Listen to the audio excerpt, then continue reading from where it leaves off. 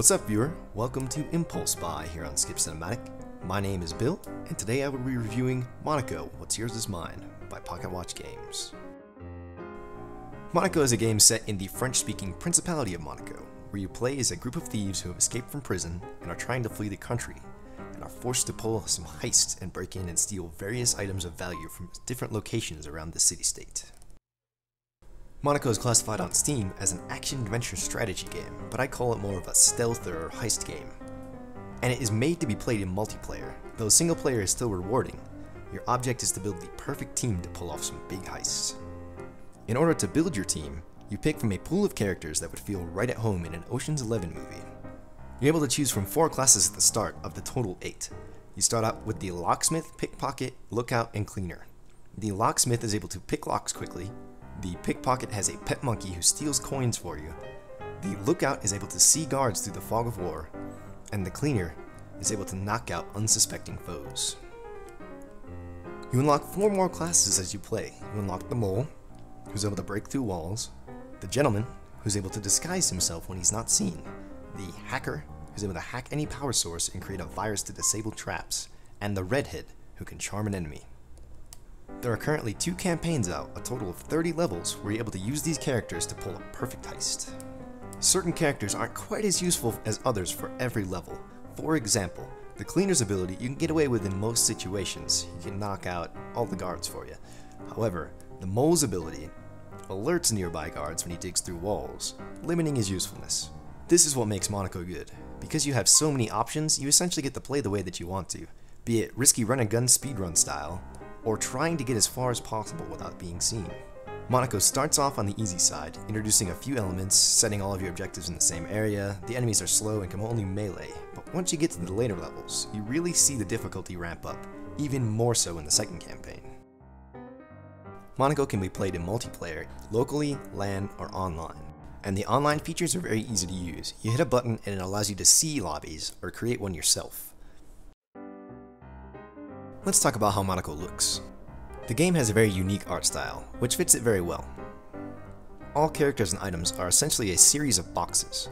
NPCs and playable characters are clearly identified using different colorations and hair patterns. All of the game's objectives are clearly marked.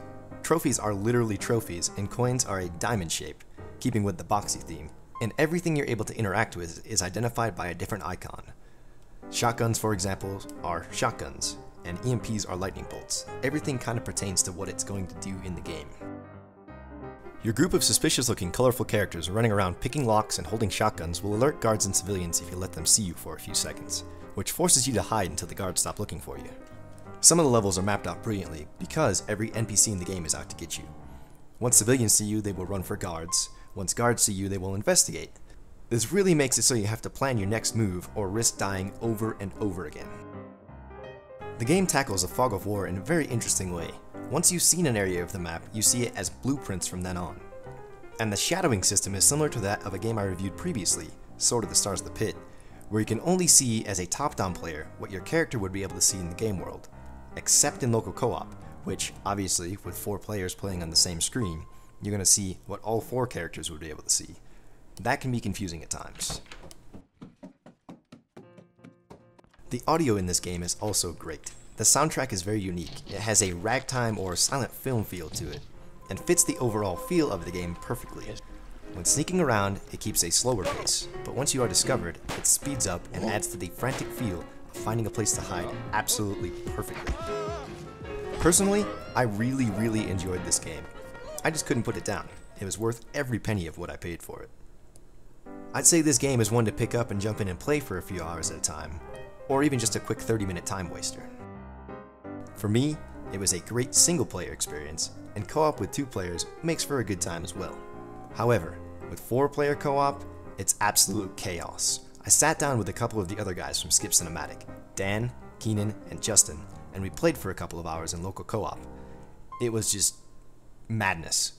I really think it was because we were just running around all the levels trying to get all the coins and all the trophies quickly, but it was very easy to lose track of where you were on the screen. Having the fog of war in online play really helps you keep track of where your character is on the screen and keeps you focused.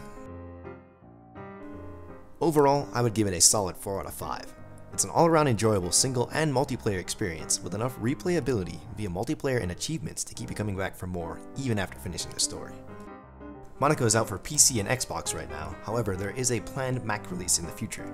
There is also a level editor coming out for PC only in the near future. So if you decide that you pick this game up, keep an eye out for that one. You're able to pick up Monaco on Steam for $14.99, Xbox Live Arcade for 1,200 Microsoft points, or you can go over to Pocketwatchgames.com and buy it there with PayPal or similar services. And that will do it for this Impulse Buy. Be sure to click this annotation and check out the highlights of our 4-player Monaco playthrough, and head on over to our channel to check out more game reviews and game-related videos.